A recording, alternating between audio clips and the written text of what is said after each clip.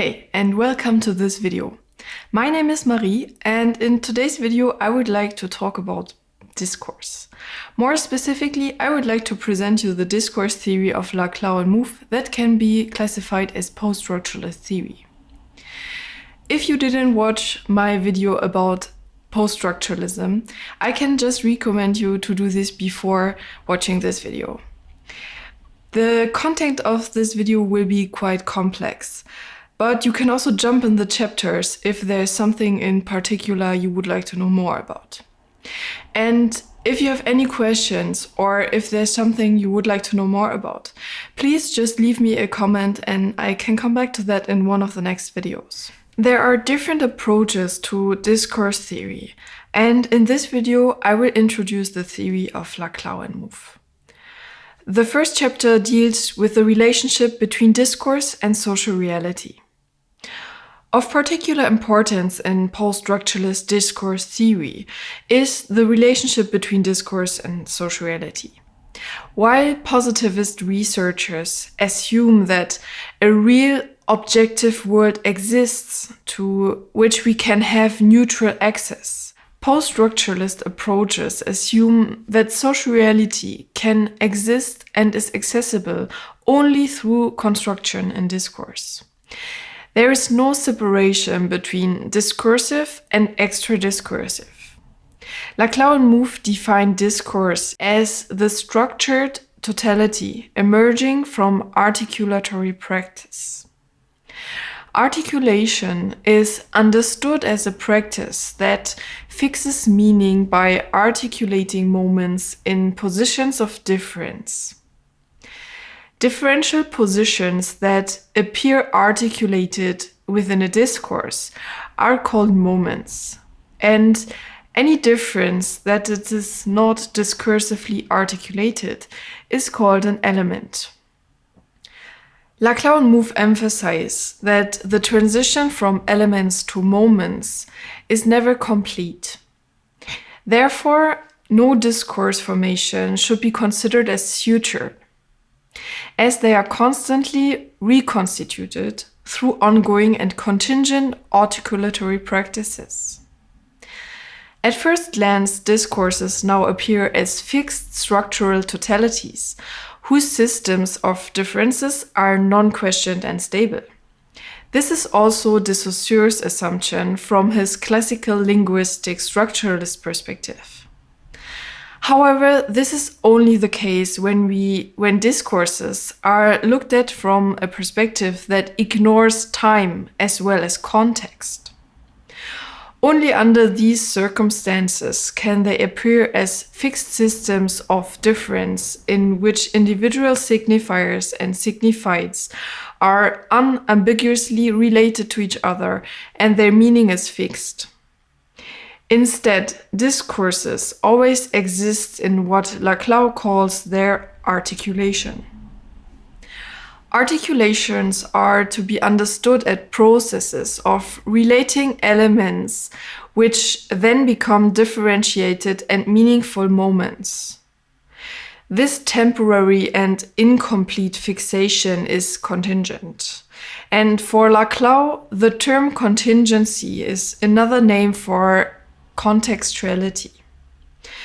The relations of difference could have been structured and ordered differently. A determination or causality is rejected. We find ourselves in a field of overdetermination and undecidability.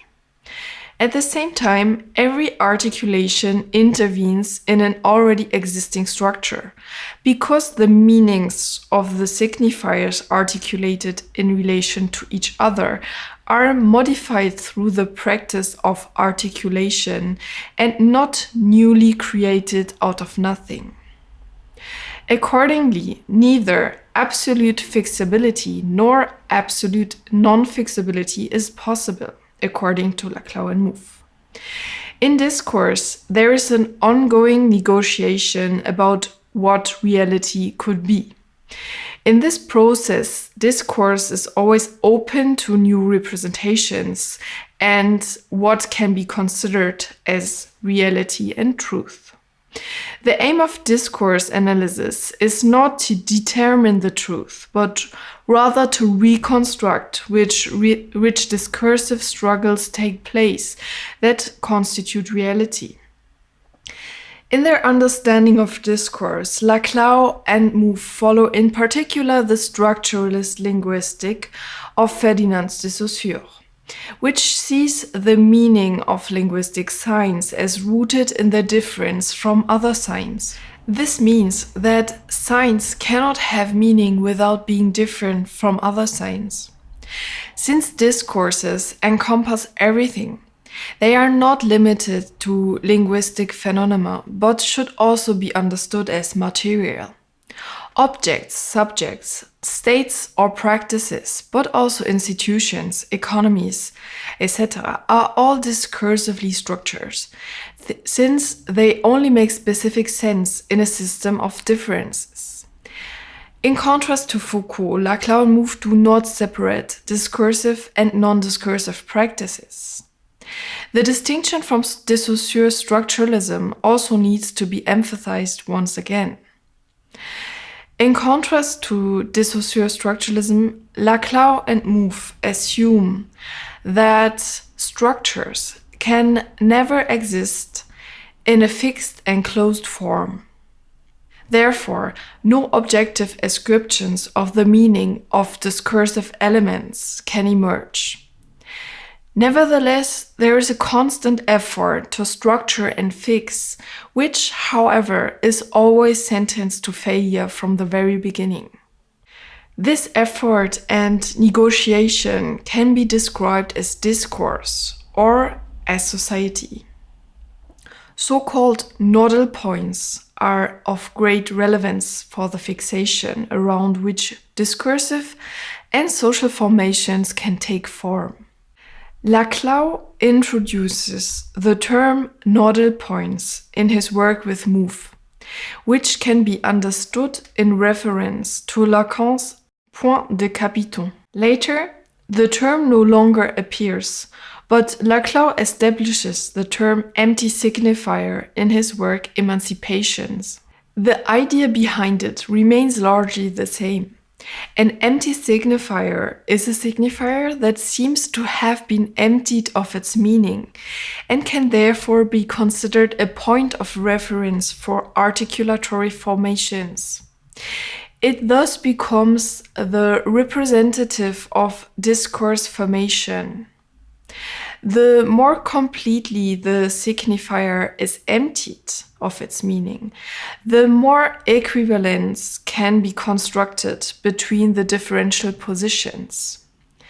Terms like freedom or order are such empty signifiers. Now we come to the chapter Logics of Discourse. There is the equivalence and the difference. In general, there are two logics in discourse, which are of great importance: the logic of equivalence and the logic of difference. The logic of difference refers to the fact that elements in discourse have to be articulated in differential positions in order to gain meaning. It is only through the exclusion of what the object is not that it receives its meaning. Difference is important because non-differential positions would be absorbed into a single identity. But the attempt is now at the same time to structure a coherent discourse and to fix meanings as much as possible. We already know that this is never completely possible, and yet the attempt is central in the articulation of discursive formations. The condition for a complete identity, then, is the existence of a closed space in which each differential position is fixed as a specific and non-exchangeable moment. The condition for a complete identity, then, is the existence of a closed space in which each differential position is fixed as a specific and non-exchangeable moment.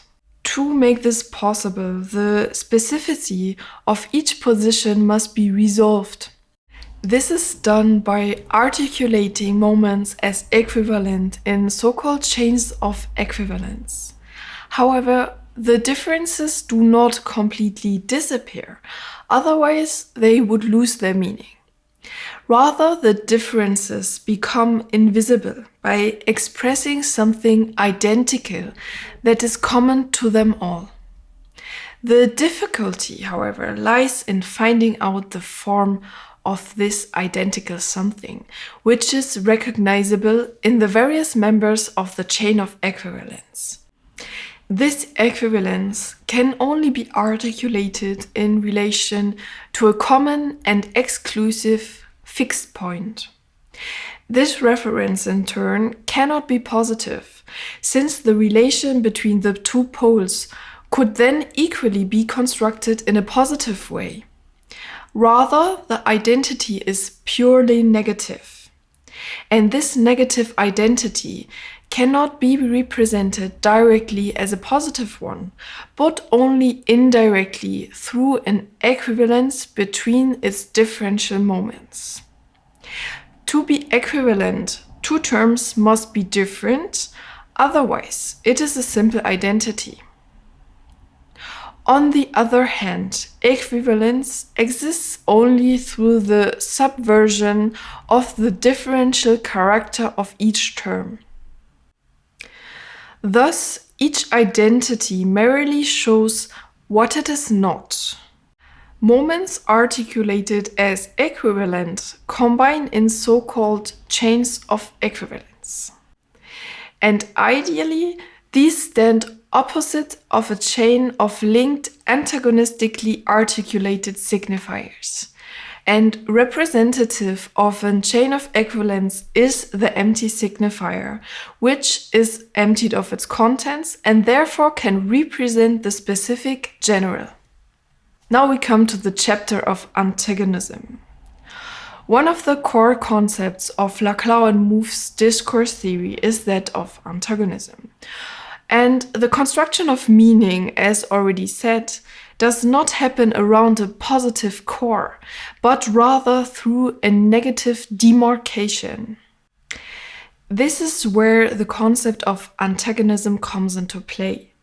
In order to enable a temporary stable fixation of meanings, discursive elements articulated as equivalent must be separated from an imaginate outside.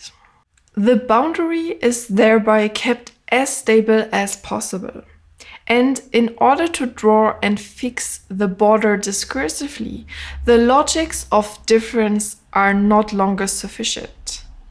If that, what is excluded from the collective identity, is just another difference, it would be part of the overall system of all articulated differences. Likewise, all signifiers located in the system would be fundamentally equivalent in terms of their common difference to the excluded and thus no longer differential among themselves.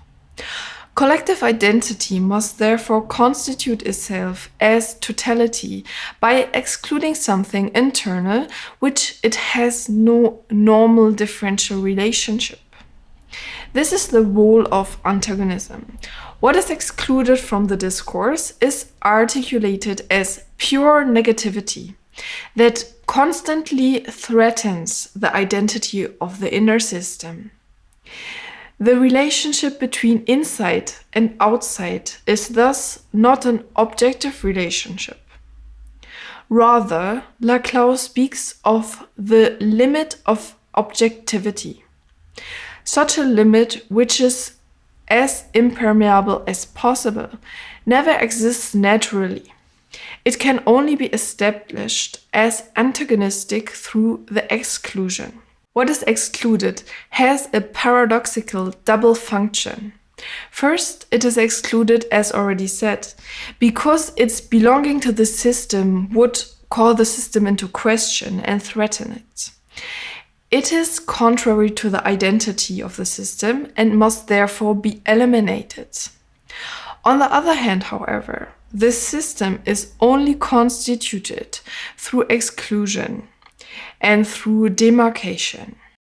This is why in this context we also speak of a constitutive outside, which both constitutes and at the same time represents a constant threat to the system.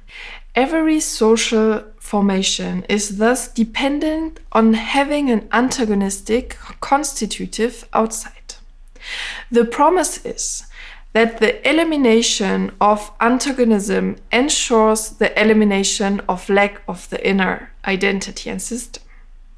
But this is impossible to achieve. Antagonism thus has a function that constitutes society, and social order can only be established with this outside, and at the same time it fails from the very beginning.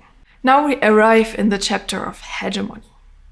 Now that we have taken a look at the nature of discourse in general, at the relationship between discourse and social reality, and at the logics of discourse and the constitutive outside, we come to another core aspect of post-structuralist discourse theory, according to Laclau and Mouffe, that is hegemony. The term was significantly coined by Gramsci.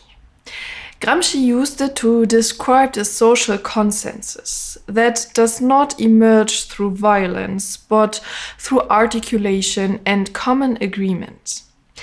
In Laclau and Mouffe's theory, it is once again given a central place, and at the same time it is radicalized in a post-structuralist way and stripped of essentialist components.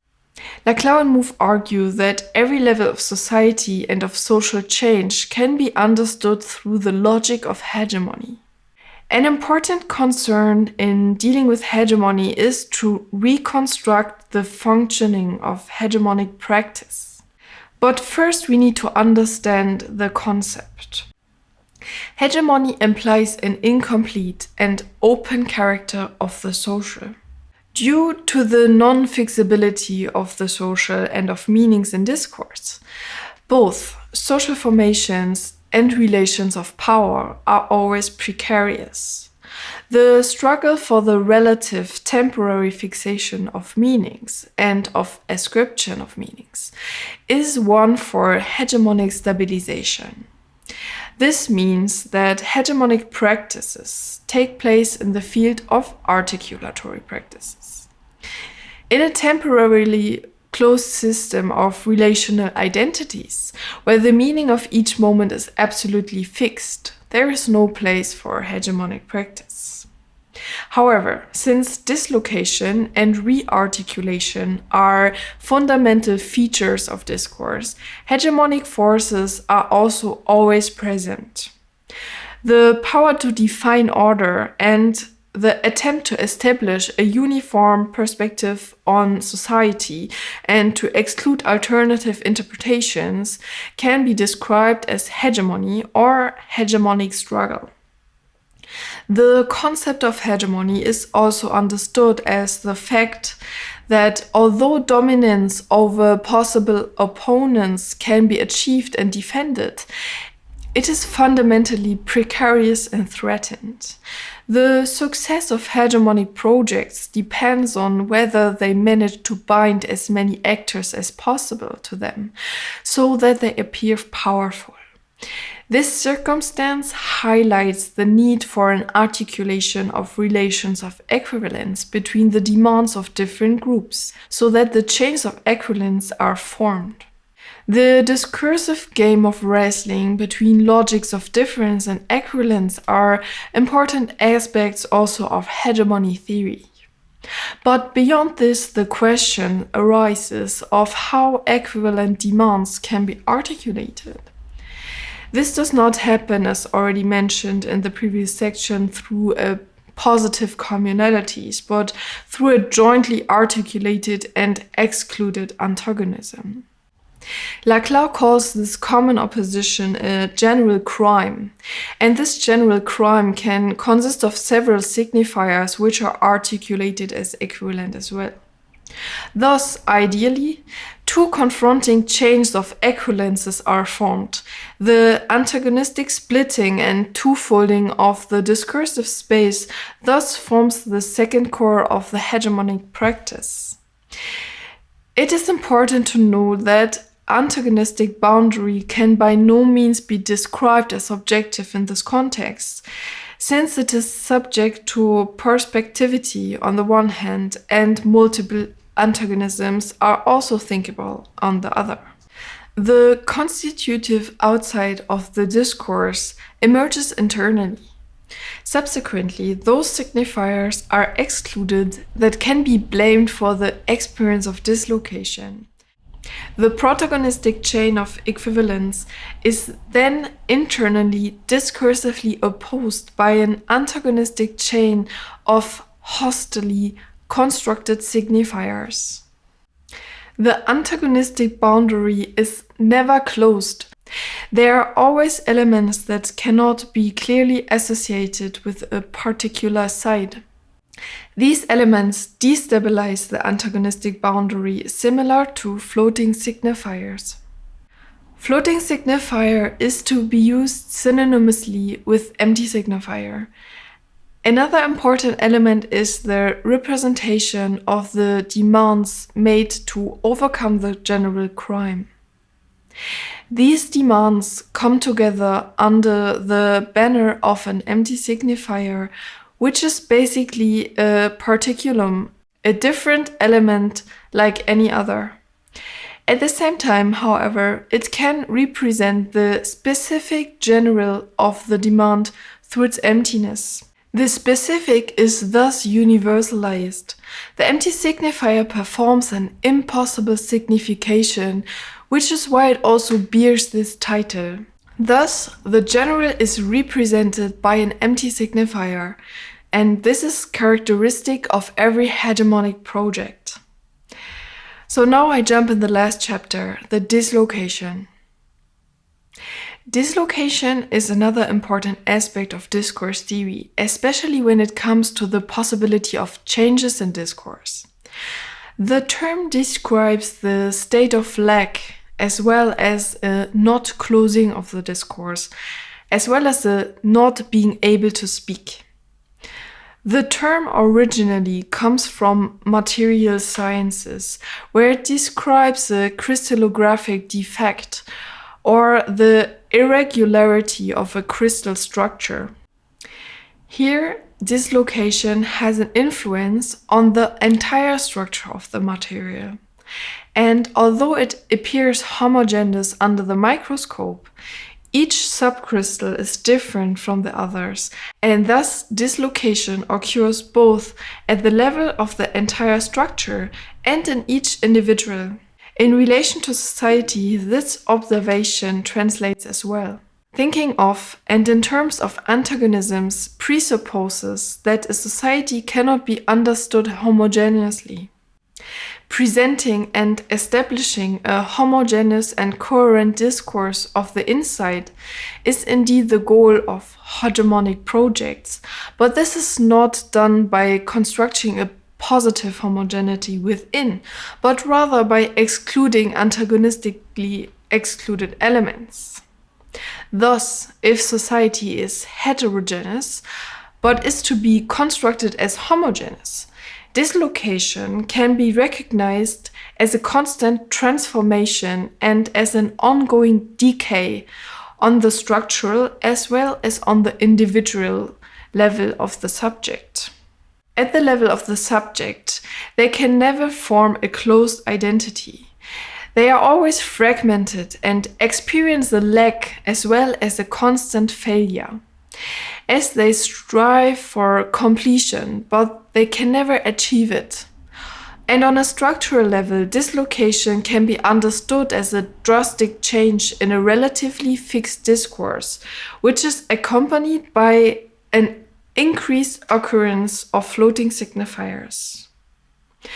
Nevertheless, it must be assumed that dislocation is a fundamental characteristic of discourse and does not only denote certain events that are located outside of articulatory practice and destabilize the existing discourse. The understanding of dislocation as an event that cannot be explained or classified in the existing discourse is thus correct, but nevertheless a shortened conception. On a structural level, two dimensions of dislocation can be identified.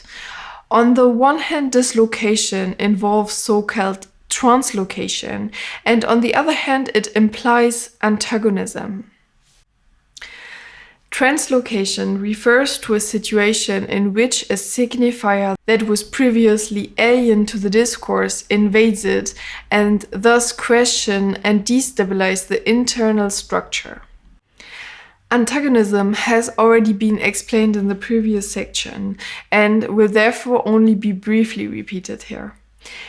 As a second moment, it has a destabilizing effect on the discourse while at the same time stabilizing it, since it embodies the limit of objectivity and thus the impossibility of society.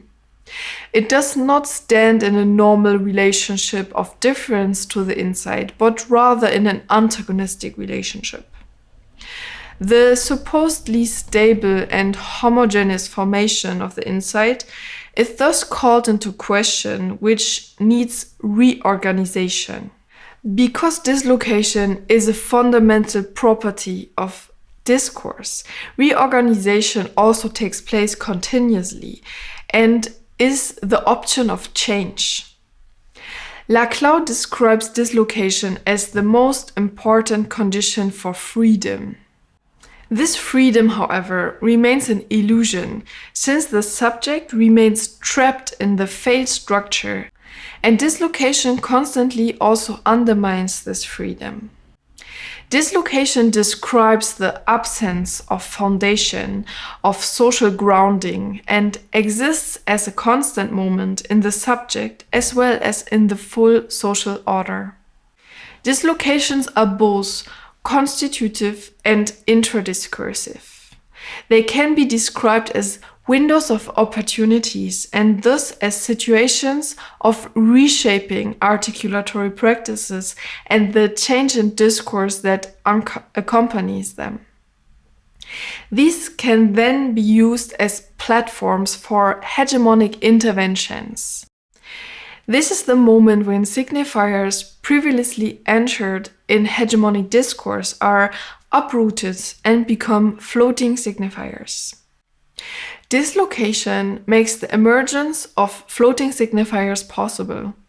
The constantly dislocating structure thus ensures that a signifier is not clearly bound to a meaning.